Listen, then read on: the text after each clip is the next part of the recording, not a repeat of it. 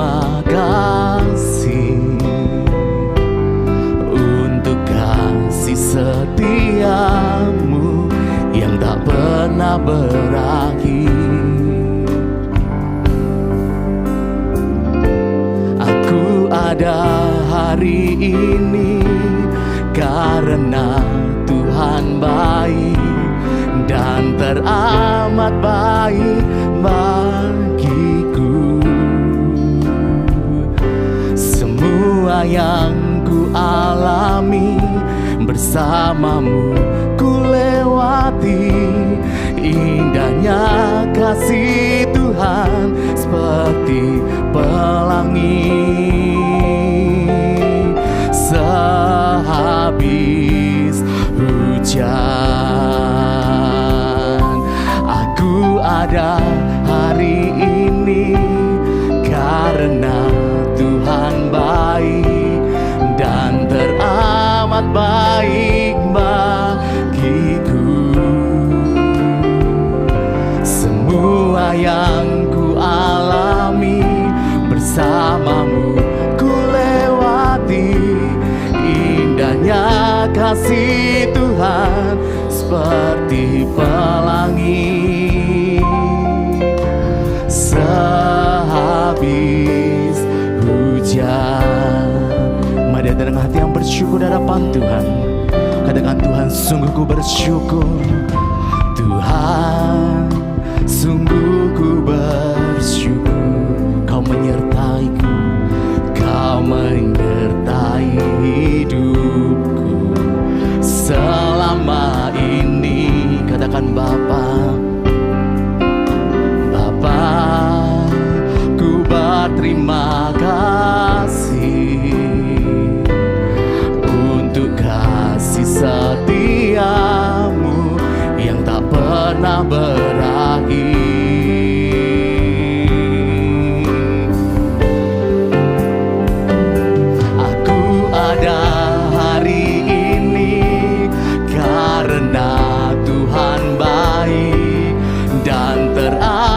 Baik bagiku.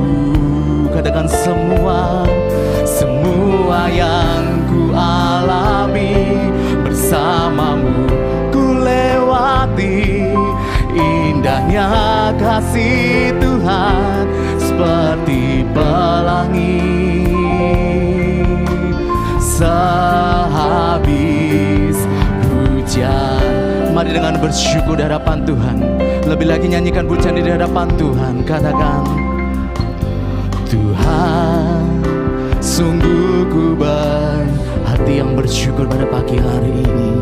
Kau menyertai hidupku selama ini. Katakan, Bapa, Bapa, ku berterima kasih untuk kasih setiamu yang tak pernah berakhir.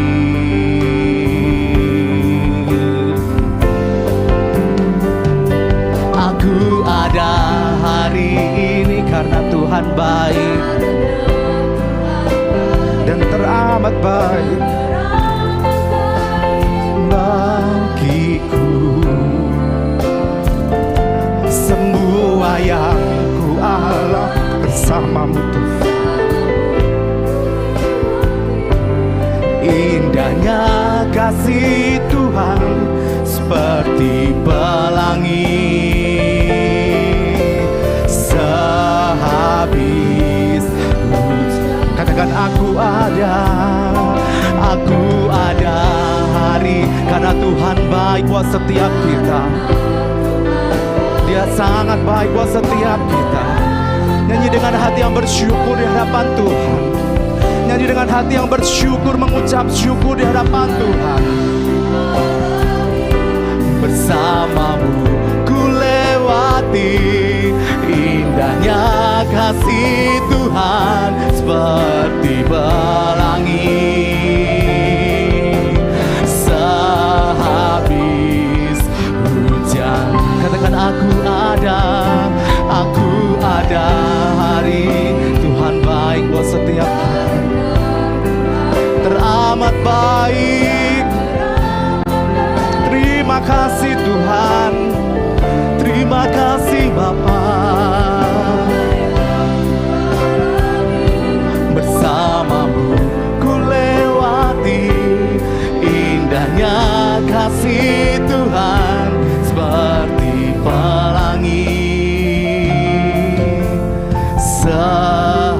sehabis hujan. Semua karena kebaikan Tuhan.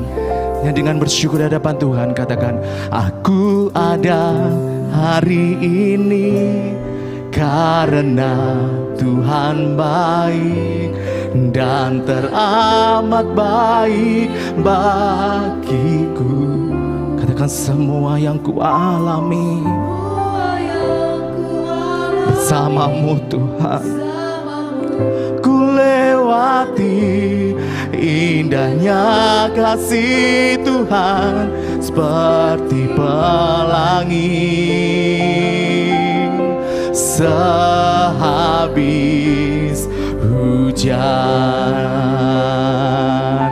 Aku ada hari ini. Mari dengan bersyukur pada pagi hari ini, karena Tuhan baik buat setiap kita, teramat baik.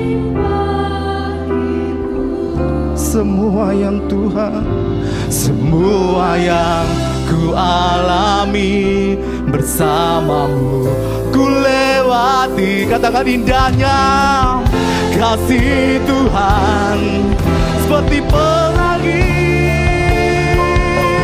sehabis hujan. Mari bersyukur di hadapan Tuhan. Katakan aku ada hari ini karena Tuhan baik.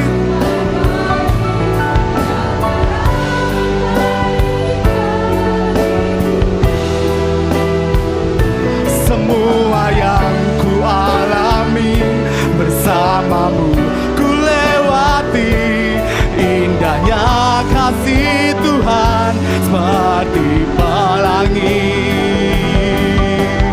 sehabis hujan. Lebih lagi dengan bersyukur katakan aku ada hari ini karena Tuhan baik dan teramat baik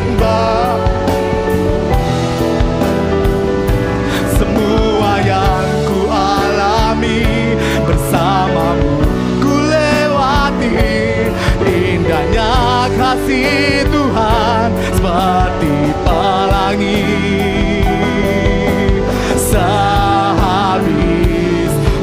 Lebih lagi di hadapan Tuhan katakan aku ada hari ini karena Tuhan baik dan teramat baik semua Tuhan, semua yang ku alami bersamamu, ku lewati indahnya kasih Tuhan seperti pelangi. Katakan indahnya kasih Tuhan seperti pelangi. Indahnya kasih Tuhan seperti pelangi sehabis hujan.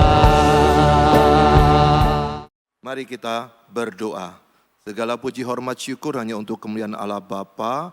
Segala puji hormat syukur hanya untuk kemuliaan Tuhan Yesus. Segala puji hormat syukur hanya untuk kemuliaan Roh Kudus. Saat yang indah ini kami bersama-sama merenungkan sebagian firman Tuhan. Tuhan Yesus, urapi setiap orang yang menikmati firman hari ini. Kiranya mendapatkan berkat, manfaat yang menolong kami menjadi pelaku firman. Berkaryalah Tuhan Yesus melalui firman yang disampaikan ini. Di dalam nama Tuhan Yesus kami sudah mengucap syukur dan berdoa. Haleluya. Mari yang percaya sama-sama katakan amin. Shalom, apa kabar? Di tempat Anda masing-masing, apa kabar? Ada sukacita? Coba dong lihat senyumnya. Kalau ada suami di samping atau istri atau anak, ada mertua, ada besan, tunjukkan senyum Anda kepada kiri kanan. Dan sebentar kita akan merenungkan sebagian firman Tuhan, tapi pastikan hati Anda sedang bersukacita. Yang kedua, jangan lupa, ini sudah di penghujung bulan Desember, mumpung saya belum lupa, saya ucapkan selamat Natal tahun 2024, dan sebentar lagi kita akan menyongsong tahun baru 2025.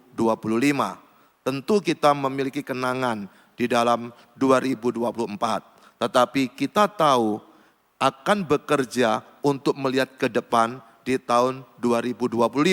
Tapi tentu saja yang lebih menarik adalah jikalau kita memikirkan tiap hari bangun pagi dan kita masih bisa bangun, itu adalah bukan cuma tahun baru, tetapi hari baru.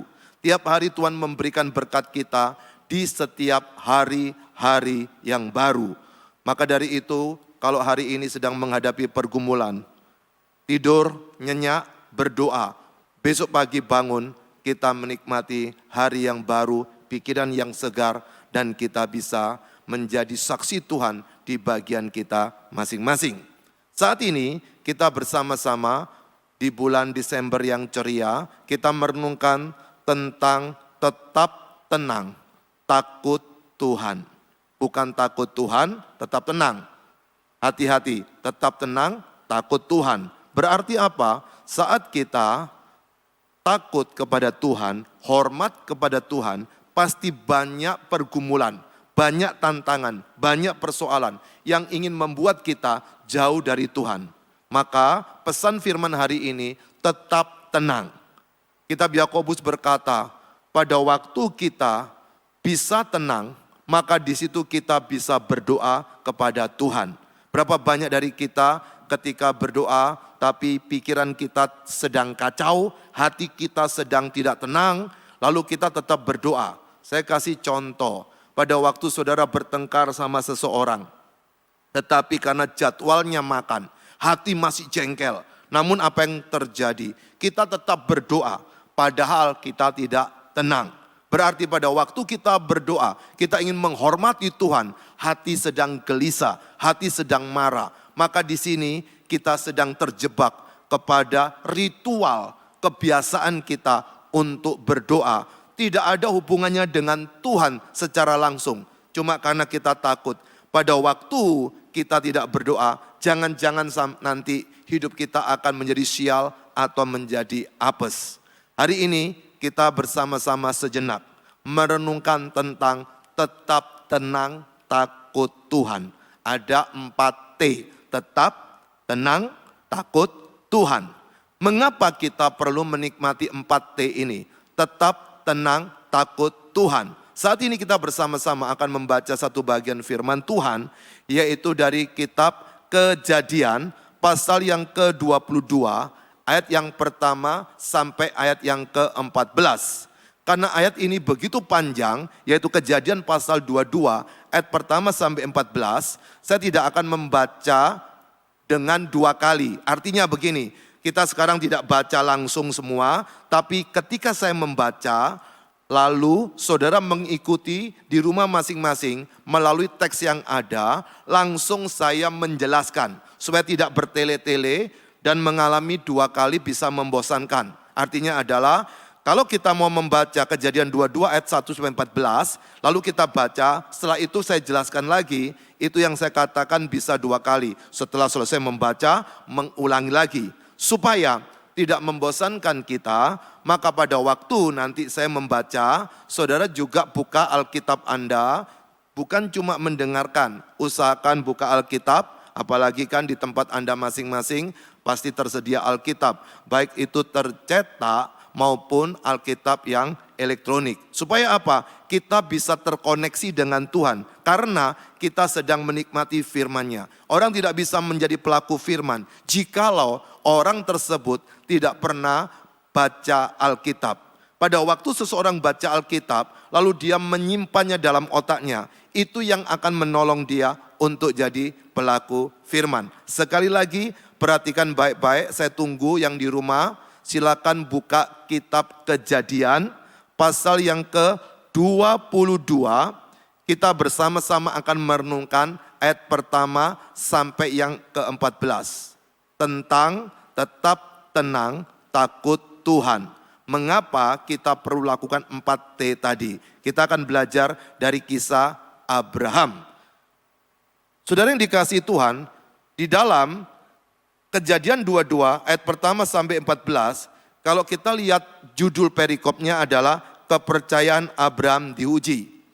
Dari bagian ini kita renungkan untuk saat ini, mengapa kita perlu tetap tenang, takut Tuhan. Yang pertama, karena Tuhan menguji. Yang pertama, Tuhan menguji. Perhatikan ayat yang pertama sampai yang ke-10. Di situ ada sebuah kisah. Tapi poinnya itu di ayat yang pertama. Dikatakan sebagai berikut, silakan dibuka Kejadian 22 ayat yang pertama. Setelah semuanya itu, jadi di atas itu ada sebuah kisah. Bagaimana hubungan antara Tuhan dan Abraham dengan pengalaman-pengalaman hidup yang sudah sekian waktu, lalu baru muncul Kejadian pasal 22. Setelah semuanya itu, Allah mencoba Abraham. Ia berfirman kepadanya, Abraham.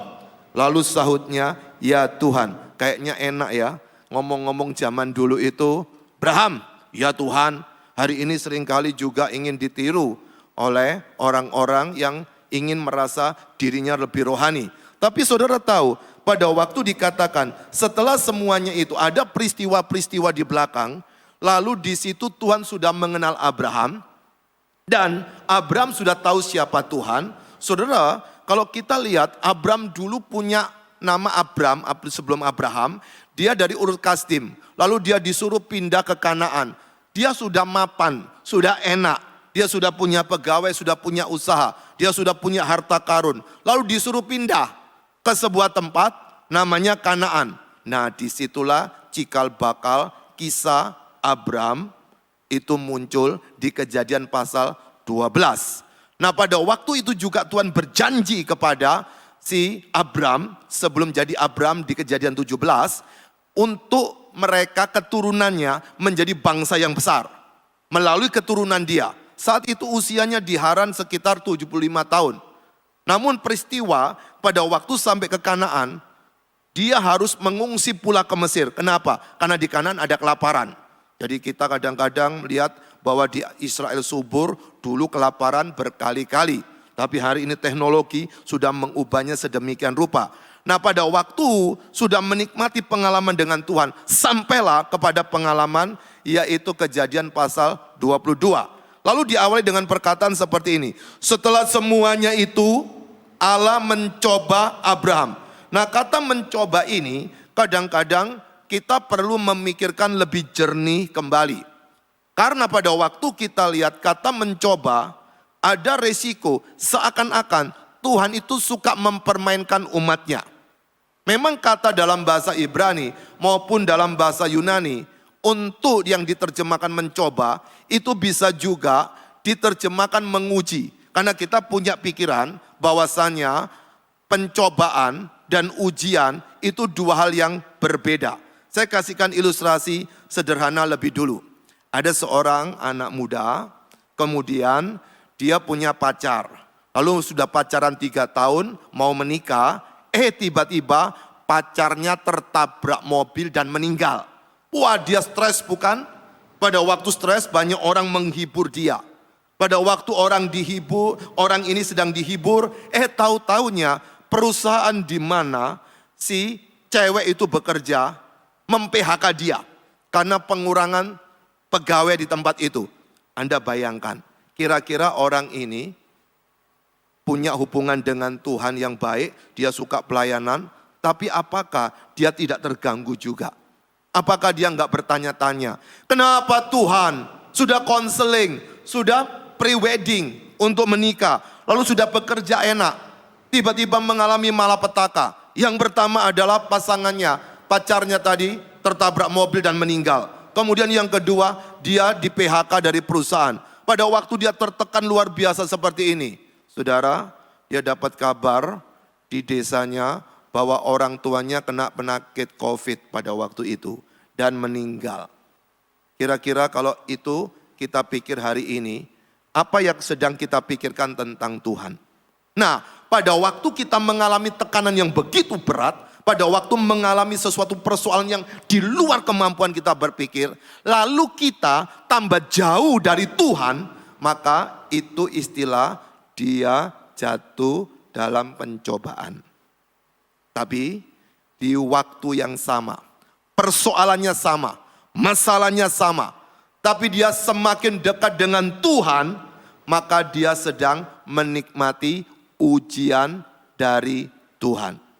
Jadi saudara, persoalan boleh sama, masalah boleh sama, tekanannya berat boleh sama, tetapi semakin orang itu dekat dengan Tuhan, dia menikmati ujian dari Tuhan. Tetapi semakin dia jauh dari Tuhan, dia sedang jatuh dalam pencobaan. Keputusan di tangan siapa? Bukan di tangan Tuhan, bukan di tangan kuasa kegelapan, bukan pula persoalan tersebut yang jadi kambing hitam, tetapi pada diri kita. Jadi setiap masalah yang kita hadapi dalam hidup kita setiap hari, Alkitab sedang menjelaskan ada satu keinginan Tuhan, yaitu Tuhan yang menguji untuk mengetahui kualitas kita setiap hari. Saya kasih ilustrasi sekali lagi. Saudara, siapa di sini yang pernah bersekolah dulu? Anda perhatikan ya, sejak kelas 1 SD atau kalau perlu playgroup sudah belajar matematika, hitung-hitungan. Lalu kelas 1, 2, 3, 4, 5, 6 matematika. Lalu kelas SMP 1, kalau sekarang kelas 7, 8, 9, SMP 1, SMP 2, SMP 3. Lalu SMP 3, 7, 8, 9, kelas 10, SMA 1, 2, dan 3. Perhatikan, belajar matematika melulu. Coba Anda bayangkan, kalau tidak pakai ujian, kita disuruh belajar melulu. Nggak ada istilah naik kelas, bosan enggak hidup ini. Maka itu Tuhan mengizinkan melalui kasus ini sekolah-sekolah ada namanya naik ranking untuk naik level atau naik kelas. Bagaimana bisa naik kelas? Harus diuji. Demikian dengan hidup rohani kita. Kalau kita ingin tahu betapa katanya kita ini hormat dan takut Tuhan, suka doa, suka baca Alkitab, kita suka melayani pekerjaan Tuhan. Tapi suatu hari, jangan-jangan kita menikmati satu keadaan seperti yang dialami oleh Ayub. Ayub itu orang yang saleh, jujur, takut akan Tuhan dan menjauhi kejahatan. Namun apa yang terjadi? Dia menghadapi satu persoalan yang luar biasa. Pertama, usahanya bangkrut. Lalu yang kedua, anaknya mati kompak ke-10-nya. Dan yang ketiga, dia mengalami sakit penyakit, belum lagi istrinya yang berkata, kutuki Tuhan dan matilah. Lalu dia berkata, engkau gila, cuma senang yang enak-enak dari Tuhan, yang enggak enak-enak kamu enggak mau. Saudara tahu, hidup kita tidak pernah lepas daripada persoalan itu. Tetap tenang, takut Tuhan. Pada waktu kita takut Tuhan, tetap tenang. Persoalan akan ada. Itu bagian dari cara Tuhan untuk membuat kita bisa naik kelas. Kemudian dikatakan di ayat yang kedua berkata sebagai berikut. Apa ujian yang sedang Abraham ingin hadapi? Firman-Nya, firman Tuhan, ambillah anakmu yang tunggal itu. Ini anak yang ditunggu sekitar 25 tahun. Yang diharapkan akan menjadi generasi penerus. Jadi bangsa yang besar. Di mana Tuhan berjanji kepada mereka. Tiba-tiba ada cerita seperti ini. Firman-Nya, ambillah anakmu yang tunggal itu. Yang engkau kasihi, yakni Ishak, pergilah ke tanah Moria dan persembahkanlah dia di sana sebagai korban bakaran pada salah satu gunung yang akan kukatakan kepadamu. Ini mirip dengan kisah apa yang terjadi pada diri Yesus yang akan dikorbankan. Lalu kemudian di ayat yang ketiga, keesokan harinya pagi-pagi bangunlah Abraham. Ia memasang pelana keledainya dan memanggil 2 orang bujangnya beserta Ishak anaknya. Ia membelah juga kayu untuk korban bakaran itu. Lalu berangkatlah ia dan pergi ke tempat yang dikatakan Allah kepadanya. Dia sangat taat melakukan apa yang Allah sedang ingin dia lakukan. Orang ini tanpa komplain, tidak ada keluh kesah. Dia mengerjakannya dengan seksama. Ayat yang keempat. Ketika pada hari ketiga, bayangkan itu jalan kaki pada hari yang ketiga dengan keledai sampai di tujuan, itu bukan persoalan yang mudah. Anda kalau suruh jalan dari Madiun sampai Surabaya, bisa berkeluh kesah itu sampai dijadikan kesaksian bertahun-tahun mungkin. Betapa menderitanya seperti itu. Ayat yang keempat, pada hari ketiga Abraham melayangkan pandangannya. Kelihatan kepadanya tempat itu dari jauh. Loh, hari ketiga aja masih lihat. Itu betapa masih jauh tempat ke sana. Ayat yang kelima, kata Abraham kepada kedua bujangnya itu, tinggallah kamu di sini dengan keledai ini. Aku beserta anak ini akan pergi ke sana. Kami akan sembahyang, sesudah itu kami kembali kepadamu. Jadi saudara, setelah 3 Hari ketiga dalam perjalanan itu sampai di sebuah tempat, bujangnya atau pegawainya dia disuruh tunggu di situ. Lalu kemudian Abraham berkata, saya sama Ishak mau naik lebih tinggi lagi. Tidak tahu berapa lama itu sampai di atas di sana. Lalu ayat yang ke-6, lalu Abraham mengambil kayu untuk korban bakaran itu dan memikulkannya ke atas bahu Ishak. Berarti Ishak pada waktu itu bukan lagi anak-anak, tetapi dia sudah menuju remaja ke pemuda. Dia bisa memikul di bahunya kayu-kayu tersebut. Anaknya sedang di tangannya. Saya ulang baca ini lebih mudah lagi. Lalu Abraham mengambil kayu untuk korban bakaran itu dan memikulkannya ke atas bahu Ishak. Anaknya sedang di tangannya, dibawanya api dan pisau. Demikianlah keduanya berjalan bersama-sama. Alat untuk mempersembahkan kurban bakaran sudah tersedia semua di situ. Ada api, ada kayu, ada pisau di situ. Ayat yang ke-7 ini yang coba bayangkan Bapak Ibu Saudara. Lalu berkatalah Ishak kepada Abrahamnya, Abraham ayahnya, "Bapa," saut Abraham. "Papa," saut Abraham. "Ya anakku," bertanyalah Ishak, bertanyalah ia. "Di sini sudah ada api, sudah ada kayu, tetapi di manakah anak domba untuk korban bakaran itu?" Rupa-rupanya Ishak dia sadar semua peralatan untuk mempersembahkan kurban bakaran itu sudah ready, sudah ada. Lalu mana kambing domba yang akan dipersembahkan tersebut? Mana domba yang akan dipersembahkan itu? Lalu ayat yang ke-9 dikatakan, sampailah mereka ke tempat yang dikatakan Allah kepadanya. Wow, ini perjalanan yang mencekam luar biasa di antara bapak dan anak. Lalu Abraham mendirikan mezbah di situ. Disusunnyalah kayu. Perhatikan lagi. Diikatnya Ishak, anaknya itu, dan diletakkan di atas mezbah itu, di atas kayu. Saudara coba bayangkan apa yang terjadi dalam pikiran si Abraham dan Ishak pada waktu itu. Tapi di ayat yang ke-8 tadi, sahut Abraham, Allah akan menyediakan. Perhatikan, si Abraham tetap beriman, Allah akan menyediakan. Padahal saudara pada waktu jalan sampai di atas, rupa-rupanya dombanya kagak ada. Dombanya tidak ada. Maka muncullah di ayat yang ke-9 tadi itu berkata, sampailah mereka ke titik poinnya, di mana yang dikatakan Allah kepadanya. Lalu Abraham mendirikan mezbah di situ tanpa ragu. Disusunlah kayu tanpa ragu, diikatnya Ishak anaknya itu dan diletakkannya di mezbah itu di atas kayu api. Saudara tahu kurban bakaran harus ditidurkan. Berarti apa? Si Abraham sudah tahu jangan sampai pada waktu dibakar nanti Ishaknya lari. Makanya diikat. Anda bayangkan betapa Abraham ini yang menunggu anaknya bertahun-tahun. Dia sudah mengalami pengalaman dengan Tuhan, tetapi dia harus naik kelas dengan pengalaman yang lebih luar biasa tragisnya seperti ini. Apakah ini sedang kita alami hari ini? Mungkin kau sudah bertahun-tahun di gereja Betani hari ini. Lalu hari ini mungkin kau suksesnya luar biasa, mulai jarang untuk datang beribadah. Mungkin hari ini kau sudah pindah ke kota lain, lalu di sana pun kau tidak beribadah. Kenapa? Karena kau berpikir sudah mencapai keindahan dunia, kenikmatan dunia. Hati-hati, kalau memang engkau adalah anak Tuhan, maka hati-hati, kita akan mengalami ujian, karena Tuhan akan menguji. Apakah engkau tetap setia kepada pemberi berkat? Apakah engkau tetap percaya kepada Allah, sang sumber segala kehidupan? Maka di sini, belajarlah tetap tenang saat kita tahu ada ujian di depan. Tetap tenang. Meskipun kita tahu tidak ada jawaban yang tersedia di situ. Tetap tenang. Kenapa tetap tenang? Karena orang tersebut sedang taat kepada Tuhan. Dia sedang hormat kepada Tuhan. Nah pada waktu dia tetap tenang, dia takut kepada Tuhan, ingin melakukan apa yang Tuhan perintahkan. Tapi ingat, lalu anak yang dia cintai itu harus diikat pada waktu itu.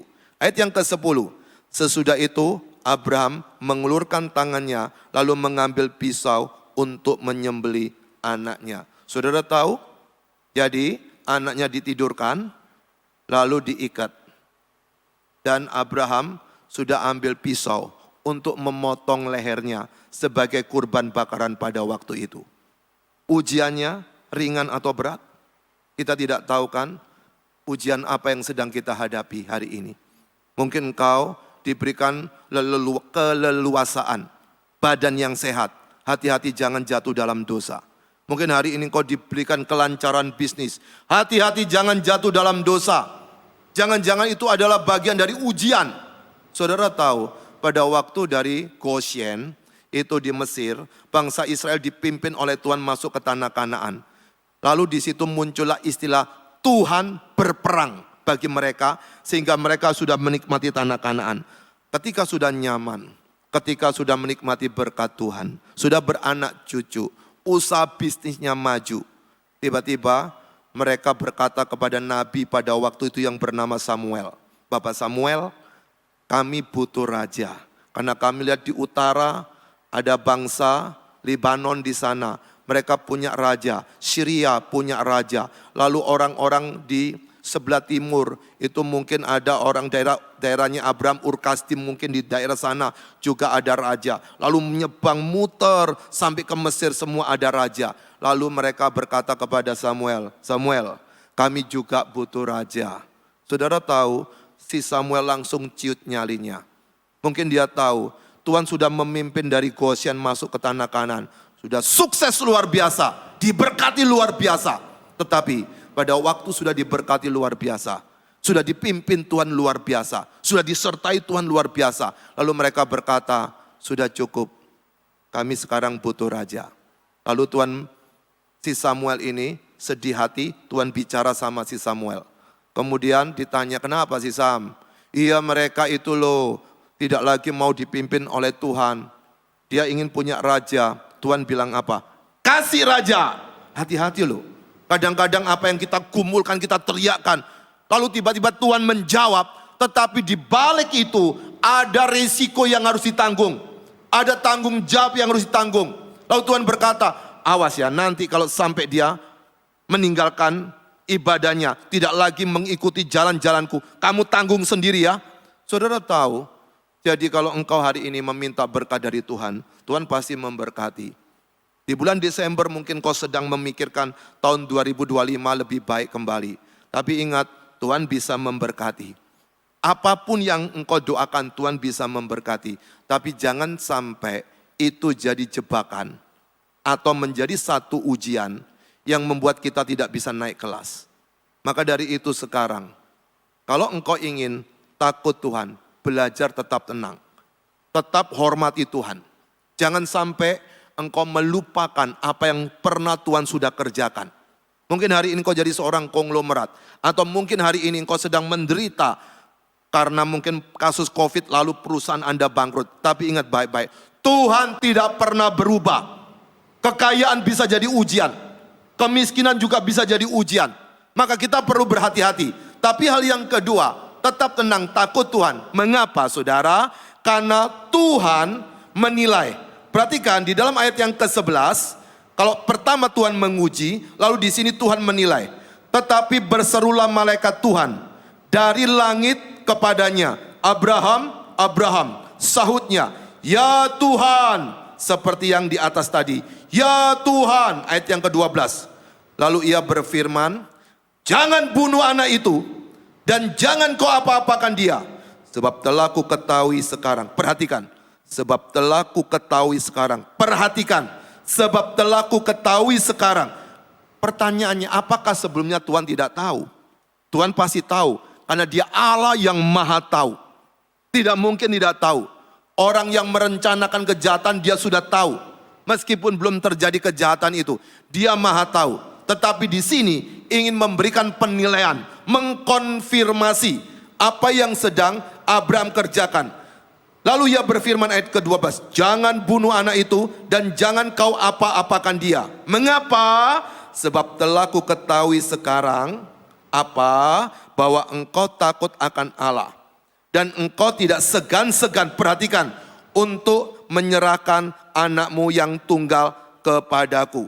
Maka pada waktu kita tahu tentang apa yang sedang Allah kerjakan untuk kehidupan kita masing-masing, tentu di situ Tuhan Allah bukan cuma menguji, tetapi Tuhan ingin tahu bagaimana motif kita atau motivasi kita ketika menghadapi persoalan tadi.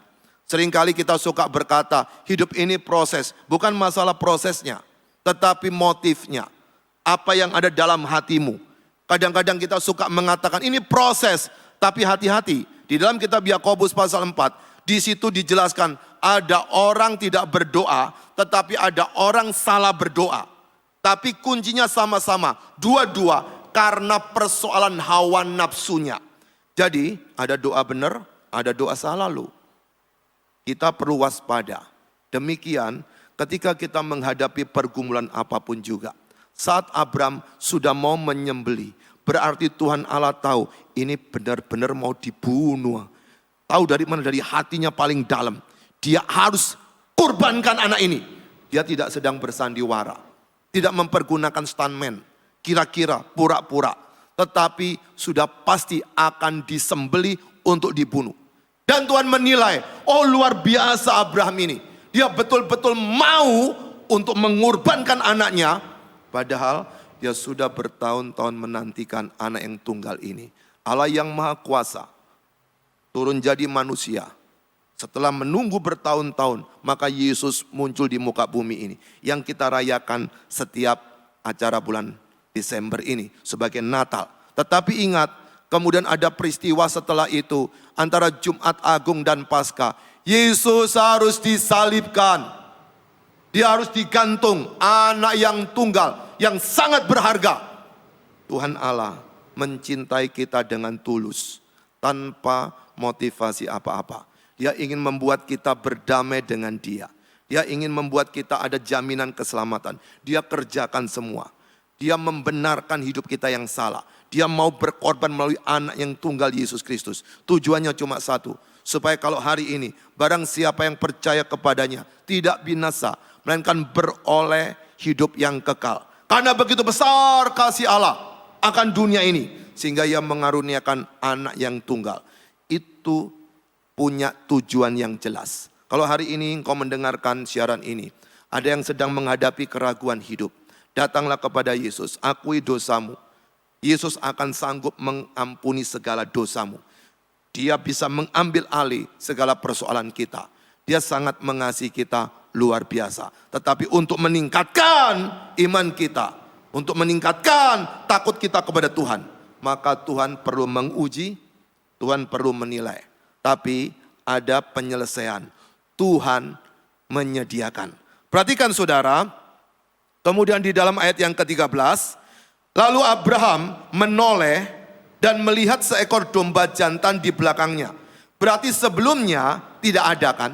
Weh, bayangkan, Tuhan itu bisa menyediakan dari yang tidak ada menjadi ada. Sangat sederhana, sangat simpel. Tidak perlu diragukan cara kerja Tuhan ini. Lalu Abraham menoleh dan melihat seekor domba jantan di belakangnya yang tanduknya tersangkut dalam belukar. Abraham mengambil domba itu lalu mengorbankannya sebagai korban bakaran pengganti anaknya. Kunci pengganti anaknya. Lalu ayat yang ke-14 ini menarik. Dan Abraham menamai tempat itu Tuhan menyediakan. JHWH Yireh. Atau seringkali kita mengucapkannya Jehovah Jireh, yaitu Tuhan yang menyediakan. Berarti saudara, untuk bisa menikmati Tuhan yang menyediakan, ada satu kisah lebih dulu sebelumnya. Dan dikatakan di situ, sebab itu sampai sekarang dikatakan orang, di atas gunung Tuhan akan disediakan. Hari ini saya tidak tahu apa yang sedang kau hadapi. Betapa berat, betapa menakutkan. Kalau engkau sudah mengambil keputusan untuk ikut Tuhan, belajar tetap tenang, takut Tuhan. Jangan gelisah hatimu. Mungkin kita dibodoh-bodohkan oleh suami, diolok-olok oleh istri, ditekan oleh mertua, orang tua, besan atau siapapun dia. Tapi ingat, tetap tenang, tetap tenang, tetap tenang, tetap doa kepada Tuhan. Dengan demikian pada waktu engkau takut Tuhan, maka di situ engkau bisa melakukannya. Meskipun ada badai menerjang, ada tekanan yang berat. Tapi ingat, Tuhan bisa menyediakan. Jehovah Jireh. Tapi hati-hati, banyak anak muda sekarang, khususnya Gen Z, yang malas bekerja, malas berusaha, gampang putus asa. Seperti stroberi yang indah tampaknya, tapi gampang hancur. Itu suka berkata seperti ini juga. Tenang aja Pak, nanti Tuhan menyediakan. Perhatikan loh, kata Tuhan menyediakan muncul dari bagian ini. Itu diawali dengan kesungguhan dan keseriusan. Yang dilakukan Abraham pada waktu dia menaati perintah Tuhan. Dan dia melakukan apa yang sudah menjadi perintahnya, bahkan dengan sepenuh hati. Dan Tuhan tahu, orang ini sudah berusaha, yaitu hari ketiga, bahkan sampai ada beberapa hari dia sudah berusaha jalan, dia menaati apa yang Tuhan katakan, dan sudah bersiap untuk memotong leher anaknya untuk dibuat kurban persembahan. Berarti orang ini betul-betul taat, betul-betul berusaha, betul-betul melakukan apa yang harus dia kerjakan untuk memuliakan Tuhan. Dan pada waktu sudah, betul-betul Tuhan tahu, menilai orang ini beres adanya. Di situ Tuhan menyediakan. Apa masalah kita hari ini? Tuhan bisa menyediakan. Silakan tunduk kepalamu sejenak. Saya berikan waktu engkau merenungkan bagian ini 15 detik. Ayo semua berdoa, semua berdoa. Jangan buka HP-mu, jangan nonton televisi, jangan bicara sama siapa-siapa. Kalau engkau ingin mendapat berkat dari firman Tuhan ini, ayo serius sekarang. Hari ini kita merenungkan 3 hal yang menarik. Tentang tetap semangat, takut Tuhan, 4T. Mengapa kita perlu tetap semangat, takut Tuhan? Karena Tuhan menguji. Hati-hati, ujian bisa mendadak. Tidak ada namanya ujian ulang. Itu kalau di sekolahan itu ada ujian atau apa namanya itu, ujian ulang. Tapi yang kedua, bukan cuma Tuhan menguji, tapi Tuhan menilai. Dia tahu ukurannya sampai di mana. Tapi yang ketiga, Tuhan menyediakan. Silakan kau berdoa 15 detik. Berkat apa yang kau terima dari firman pada saat ini. Ujian di mata Tuhan tanpa remedi. Penilaian di hadapan Tuhan akan jujur dan murni. Penyediaan Tuhan tidak akan butuh imbalan kita. Berdoalah. Saya rindu setelah menikmati firman Tuhan ini, kekuatanmu semakin menyala-nyala untuk bekerja, mencintai keluarga. Tetap berani menghadapi persoalan, tidak gampang putus asa, tidak gampang takut. Mari kita berdoa.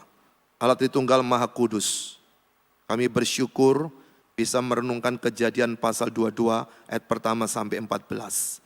Engkau tahu apa yang sedang Abraham alami pada waktu itu. Dan Engkau mengizinkan ini dicatat di Alkitab, supaya kami bisa mempelajari. Terima kasih Tuhan untuk kesempatan yang indah pada saat ini. Kami di penghujung Desember ini Tuhan, kami ingin menikmati hidup kami di bulan baru, atau di minggu baru, atau di hari baru pada 1 Januari nanti, yang biasa disebut dengan tahun baru. Ajar kami menghadapi dengan hal yang biasa. Karena tiap hari baru, Tuhan bisa memberikan penyediaan untuk kebutuhan kita masing-masing. Terima kasih Tuhan Yesus untuk perjumpaan persekutuan pada malam hari ini. Dan sebentar kami akan berpisah, kami akan kembali ke dalam aktivitas kami masing-masing. Sebelum kita meninggalkan video ini, ibadah ini, mari angkat tangan, arahkanlah hatimu kepada Tuhan Allah. Bersiap-siap untuk menerima berkat yang tidak terduga-duga. Dari Allah yang Maha Kuasa, pencipta langit dan bumi. Engkaulah Jehovah Jireh, yang pasti menyediakan segala kebutuhan kita. Engkaulah Jehovah Rafa, yang pasti menyembuhkan sakit penyakit kita. Dan Engkaulah Jehovah Shalom, yang pasti menyertai kita dengan damai sejahtera. Kiranya kasih Allah Bapa dalam nama Yesus Kristus Tuhan, dengan kuat kuasa Roh Kudus akan memampukan kami mulai hari ini. Tetap semangat, takut Tuhan. Di dalam nama Tuhan Yesus kami sudah mengucap syukur dan berdoa. Haleluya. Mari yang percaya, ayo sama-sama katakan di rumah, ayo sama-sama katakan amin. Selamat malam, Tuhan Yesus memberkati. Sampai berjumpa. Tak pernah berakhir, selalu nyata dalam hidupku. Tak pernah berhenti berharap pada Yesus kau.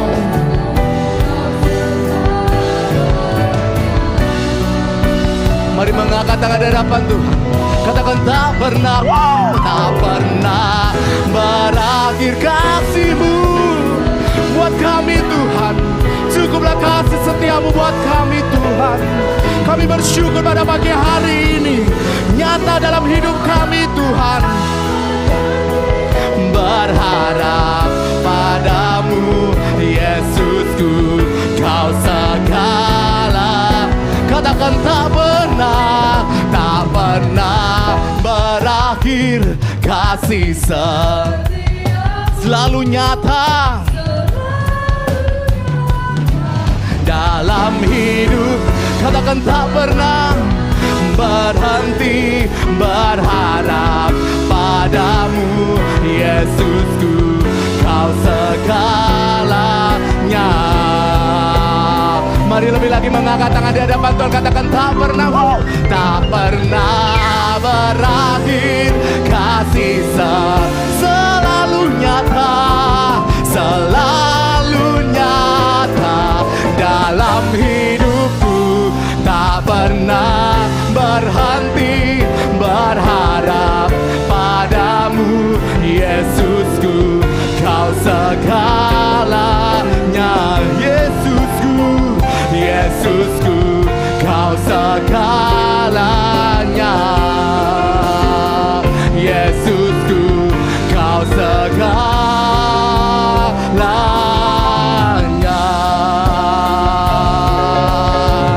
Seluruh kemuliaan buat Yesus Kristus. Haleluya. Terima kasih Tuhan atas kebaikan-Mu. Kau telah pimpin kami untuk menyelesaikan ibadah doa malam di malam hari ini. Kami percaya Tuhan, di tengah-tengah pergumulan kami tetap setia kepada Engkau Tuhan, untuk terus Tuhan memanjatkan doa kami. Kami tidak mampu Tuhan, tapi Engkau memampukan kami Tuhan. Karena kami percaya Tuhan, jika kami Tuhan sungguh-sungguh di dalam Engkau, mencari Engkau Tuhan, setiap saat, setiap waktu Tuhan, setia Tuhan mencari Engkau, kami percaya ada jalan keluar dalam setiap permasalahan kami. Kuatkan kami senantiasa Tuhan, melalui firman-Mu, kami percaya Tuhan, Kau akan terus bekerja melalui firman dalam hidup kami. Roh Kudus, Kau ingatkan kami terus apa yang kami lakukan, supaya kami terus menjadi orang-orang yang tangguh di dalam Engkau. Terima kasih Tuhan. Urapi hamba-Mu yang telah menyampaikan firman-Mu, Kau berkati hamba-Mu senantiasa dalam keluarganya, dalam setiap pelayanannya, dan setiap apa yang dilakukan hamba-Mu berhasil untuk kemuliaan nama-Mu saja Yesus. Kau juga terus memberkati Tuhan setiap jemaat-Mu dimanapun mereka berada. Kau berkati mereka senantiasa dalam kehidupan keluarga, pekerjaan, bisnis, pendidikan, pelayanan. Kau buat hamba-hamba-Mu Tuhan, anak-anak-Mu di gereja ini berhasil untuk kemuliaan nama-Mu saja. Terima kasih Tuhan. Kami terus juga berdoa Tuhan bagi pemerintah negara ini, Bapak Presiden bersama seluruh staf jajarannya. Kau berikan kekuatan yang baru senantiasa. Kau berikan hikmat-Mu untuk dapat menyelesaikan permasalahan-permasalahan yang ada di negara ini. Terima kasih Tuhan. Lalu kekasih, kita mengangkat kedua tangan kita untuk menerima berkat dari Allah Bapa.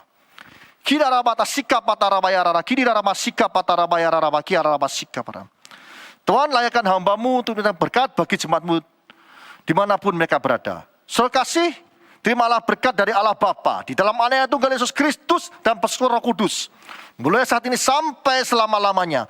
Kau tidak menjadi ekor tapi kepala, kau tidak turun tapi naik. Asal makan firman Tuhan dengan sungguh-sungguh. Siapapun yang percaya atas perkataan, mari kita bersama-sama berkata, amin.